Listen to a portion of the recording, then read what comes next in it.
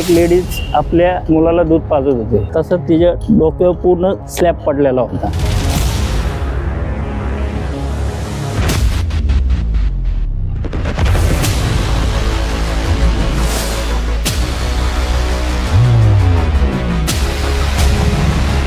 त्या गायीच्या मागे कुत्री लागली होती. त्यांच्यापासून जीव वाचवण्यासाठी एक वाड्यामध्ये घुसली. दुसऱ्या मजल्यावर चढून गेल्यावरती तिथे अडकून बसली.